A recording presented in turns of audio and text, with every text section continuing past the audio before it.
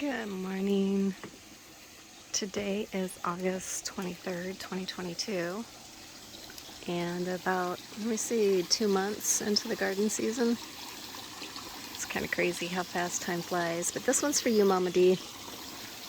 You said that you were wanting a video, and so I'm just going to do a quick video here at the garden. I need to do some watering over here. I got the pond kind of filling up. Probably going to take this little pool down because probably not going to have the grandkids here much for going in the fall. Keeping this up a little bit longer. It's still getting up to 89, 90 degrees when the sun's shining, so we're still good there. The towers are looking amazing. I've been getting lots of beans. Probably be canning some more beans maybe today. The cabbages over there are getting to be nice size, some of them. With these towers, when you have this many plants in them, when they're this full, it requires almost daily watering where you just fill the top up. These are the extra tomatoes that I stuck in here. I have picked a few off. They're starting to get a little discolored. Was already out here this morning watering the greenhouse, which I do every morning. These are dahlias. Aren't they just absolutely gorgeous? And then we have a volunteer squash zucchini plant. More dahlias. This dahlia's one of the fresh ones, isn't it gorgeous? And then I've got the, oh gosh, now I can't even think what they're called. Nasturtiums. And they're starting to look a little ratty, but I'm still watering them. I got little flowers at the bottom of that, and I can't think of what they're called. Johnny, oh gosh, somebody's gonna have to help me with that. Got a tomato plant in there that's almost as tall as me. I did go through my tomato plants up at the garden last night, and I topped them so that they won't get any more hype on them. These guys are up to the ceiling. I need to top these also so that they just put the energy into the fruit. These two have formed fruit, but the bottoms of the tomatoes start to rot. I think it's probably like a calcium deficiency. So I'm gonna go online and see if I can get some of that. The peppers just absolutely love it in here. These things are just massive, full of peppers. That one's kind of laying over. I just letting it do its thing. But lots of peppers. Cucumbers. This one's given me quite a few cucumbers, and I did see I have another one down here growing. There might be another one hiding in there. Stevia, my gorgeous petunias that I've just let them spend their life in here because they seem very happy and they make me smile every time I walk in here. They've been such a treat.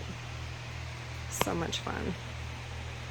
And now I know I can grow petunias.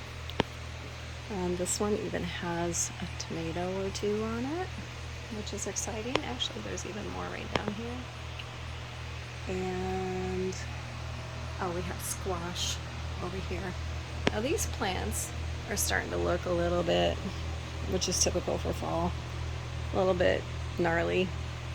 I did have a couple zucchini summer squash plants that were, I must have felt sorry for them and stuck them in the base of my orange tree there, and I went ahead and just put them in their own pots. And this was a sucker that I pulled off of one of the tomato plants, and since it was good sized, I stuck it in the pot. It was wilty for a few days, but if you stick a decent chunk of a stem of a tomato into dirt, if you notice the stems on tomatoes are fuzzy, they will shoot out roots all along that stem wherever it's in the dirt.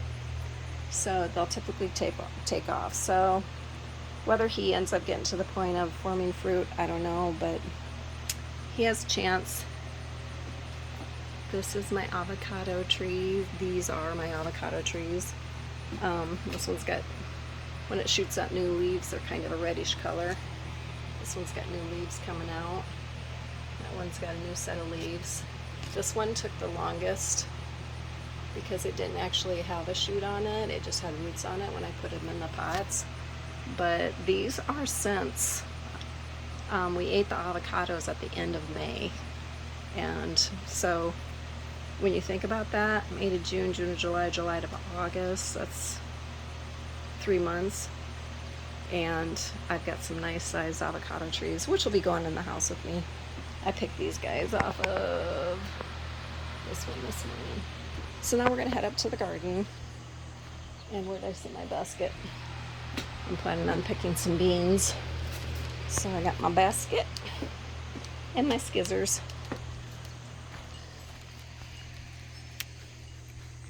And off to the garden. This is our lovely shade tree. Isn't it beautiful? It's hard to believe that it already has some leaves kind of turning colors on it. This will be the first tree. No, that's the first tree to lose leaves. This one's the last tree to lose leaves, I believe. I'm trying to remember how it goes. It's always the last one to get all its leaves, so maybe it's the first one to lose them. I don't know. We'll see. Those ugly, nasty moths. Those white moths, there's one on there. They're the ones that lay the eggs on kale and cabbage and lettuces, and then you have these little green worms that eat up your plants. Andrew and I dug potatoes, and that's why this is all cleared out. We dug potatoes last night. Didn't get as many as we thought, but we tried something new with planting tomatoes or potatoes this year, and it's definitely goes down in the book of things not to do when you plant potatoes. So next year I'm going to try a no-dig option where you actually take and pile straw, like 2 feet of straw on top of the potato. You don't even put it in the ground, you just put it on the ground.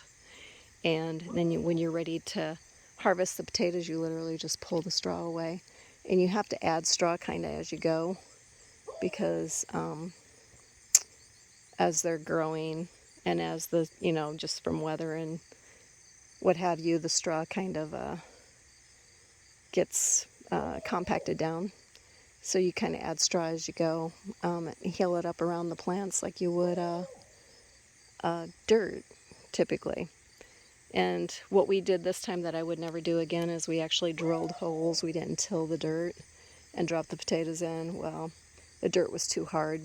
We got potatoes, but we got a very limited amount of potatoes. It was, like I said, very disappointing. These are these lovely, lovely marigolds that I keep talking about that look more like carnations. And the trunk of them is, oh gosh, I'd say inch and a half, sometimes 2 inches thick, where it goes into the ground. And these ones here are probably about 4 foot tall. The ones over there are 5 to 6 feet tall. It depends on how much real estate they're fighting for. The more they're fighting for sunshine, the taller they get. And we have them kind of scattered throughout the garden. So back to the tomatoes.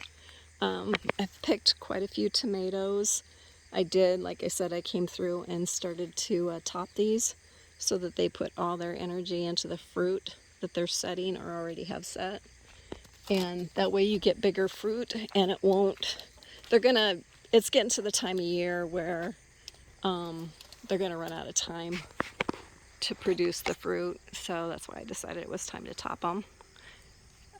I did a pretty good picking yesterday. We do have a little bit of that spotty stuff coming on. Again, typical for this time of year. And we had like 5 inches of rain a couple weeks ago. That did cause a lot of the bigger ones to split. But these are all really, really nice sized tomatoes. These are the Federlees. These are the Amish paste. Got a lot of that spotty stuff there. A lot of these tomatoes weigh about 1.5 pounds when they reach full growth where I pick them. They're just amazing for making salsa and canning tomatoes with. These are the speckled. Now these don't get as big, but they're really pretty. Really, really pretty and tasty tomatoes. So this was kind of an experiment. I ordered some seeds. I can't remember what company it was, either Baker's Creek or Am I Gardener. And that one right there, I'm pretty sure it's not a speckled because it looks a lot different than these other ones. I started trimming back the cucumbers because they definitely have the powdery mildew on them. But they're still making cucumbers. From what I read, if you mix like a gallon of water with a teaspoon or two of baking soda and spray on these about once a week, you can prevent this powdery mildew from happening. Now that mix does not make it go away, but if you have new growth on there, it'll probably save the new growth. Had all the cucumbers picked the other day because I canned a whole bunch. 28 quarts. Again, I'm up to, I think it's like 140 quarts of pickles. And 7 pints the other day. And here again we have lots and lots of cucumbers. These are the lemon cucumbers. And so I'll be picking those today too because I don't want them to get too big. And these, all of these are going to be for fresh eating and giveaways going forward because I'm not doing any more pickles. I'm done pickling. That's where the butternut squash was. It was taken out by boars. These squash are massive. There's my hand to get an idea. Massive squash on there. And then this is a hybrid. They don't get as big, but they were a little more tolerant to the bugs. That one down there is huge too. Here's my hand. I don't know if that gives you an idea, but it's really, really big. Had everything trellised, and this guy just decided to take over the rest of the garden. Or this section, which is kind of funny. I'm just letting it do its thing, and I'm in a spider web. Ah! Get off of me! I'm sorry. I'm a little freaked out by spider webs. Hopefully I didn't get a spider on me. So that was entertaining. These are my cantaloupe right here. Andrew and I came up here and tied some of the bigger ones up a few weeks ago. And this guy smells amazing. This one's probably ready to pick. Smells like candy. But they're all just, they're doing so good. I think I am going to mix, because I just noticed that they're starting to get the powdery mildew. I am going to go ahead and mix some of that up, the baking soda and the water, and spray on here so that anything that's new growth, these guys are gonna just need clipped off. But any of the newer, smaller cantaloupe, they'll have a chance of surviving, where if the powdery mildew takes over, it might kill the whole plant off. Oh, there goes a hummingbird. You see him over there? Hi, hummingbird. So, here's another one of these lovely, he's just spilling out. He's so tall, he's not even standing up. They get so weighted down with their flowers and their greens that they, yeah. So yeah, we got new squash on here. We've got lots of squash that's very close to picking. All over the place. I probably should go ahead because that vine looks like it's dying off so he doesn't fall. But yeah, lots of butternut squash, which is really exciting because Andrew and I absolutely love butternut squash. And that was zucchini. It got taken out by the stinking boars, squash boars. This is the only zucchini plant we have left. There is one ready to pick right in there. And I think there was another one down here ready to pick. Yep, up back there. I've been coming in and just breaking off or cutting off the leaves that look like they're sickly. Some of it from bugs and some of it from that powdery mildew. Like there's a big spot of it. I need to come up and clean that off. This looks like it's had bugs working on it. The plant can tell you a story. Like if you look at it closely, you can tell if it's being disturbed by the nasty bugs. We have tomatoes all along here that we stuck in that were extras. Oh, I see a red one over there. I started to top these off too so they don't keep vining. And I think I'm going to come in here and kind of try to tie them up so that we can save the fruit. There's squash all in here. Again, extra plants that we threw in, and there's quite a few squash littered in there too. More of these lemon cucumbers that are just thriving. They took a while to take off, but boy, once they took off, they're like took over. There's a squash right down there. I don't know if you can see it, but and there's several back in there too. But this whole area has been kind of taken over. Again, another one of these gorgeous marigolds. And then there's a regular size marigold. So if you want to kind of compare the sizes, regular marigold, and it's a good sized one. And that's with this one leaning over. Of course, that's a weed right there that needs pulled out. But of course, see if I can. Man, it's really in there. There we go. Regular, big. And then these are my sweet peppers here. I've already picked several. Let's see if I can show you some of the fruit. Nice sized peppers.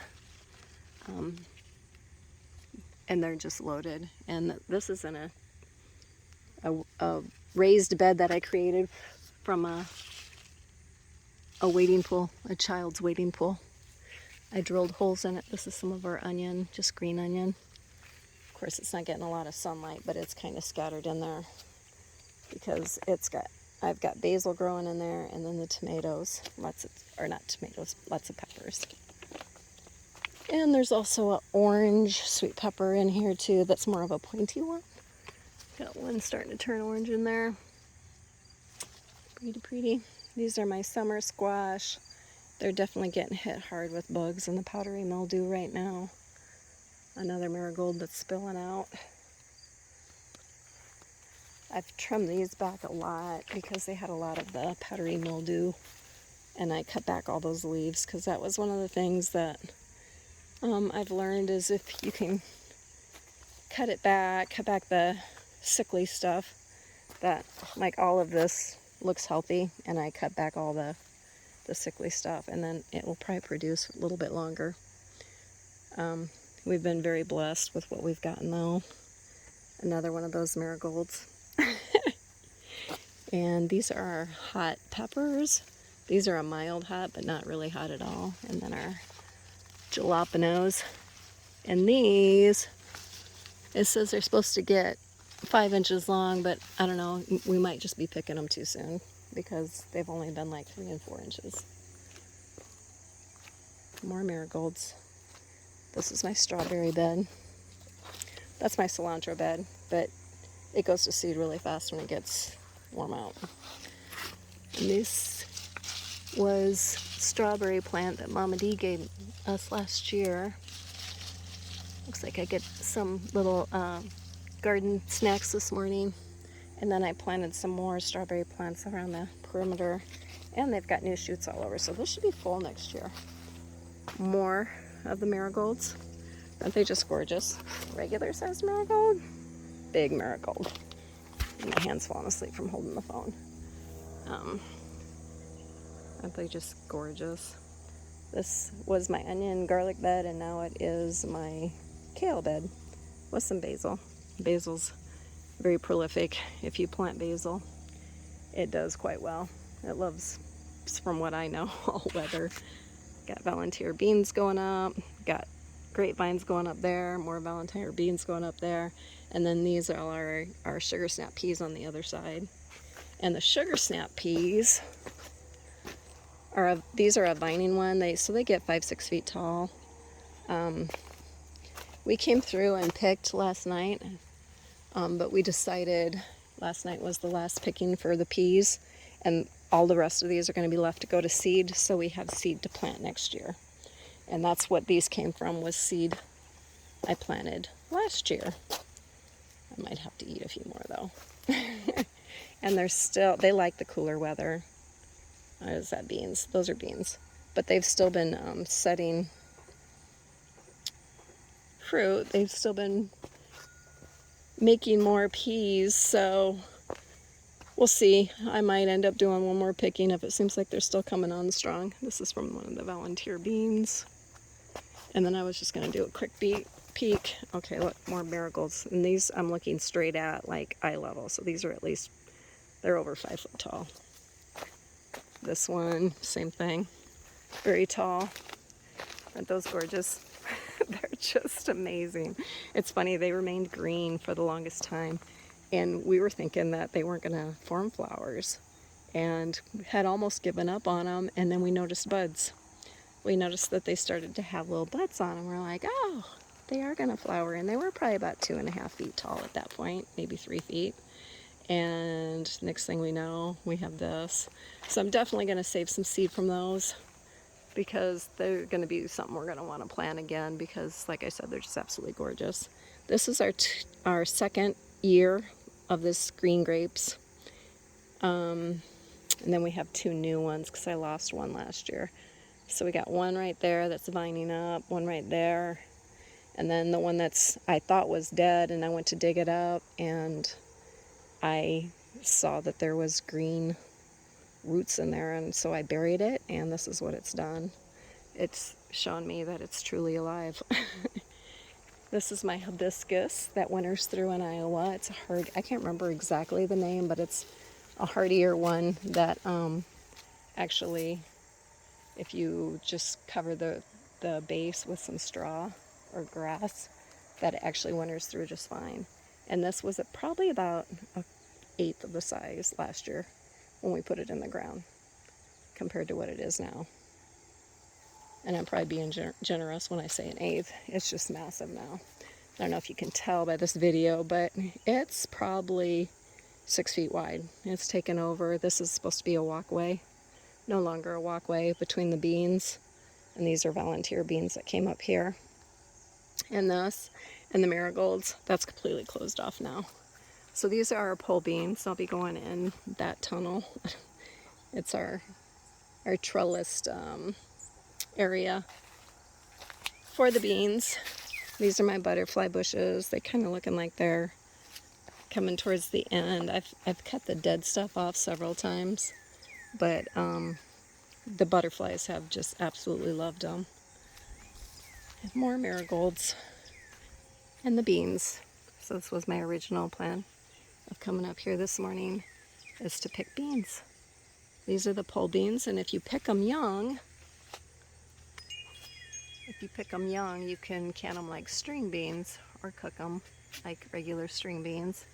If you let them grow for a while, then you would dry them and pull the beans out of the middle to eat. But they're really, really good. They're very tasty. They're not as round, they're more of a flat bean. So if you have a preference there, you might not like them. But like I said, they're super tasty. And they actually do have the strings, so you do have to string them. So you don't have stringy beans. But yeah, this is nice and cool. Like if you go in there out of the sunshine, there's probably a 10-degree difference. It's amazing what a little bit of shade does.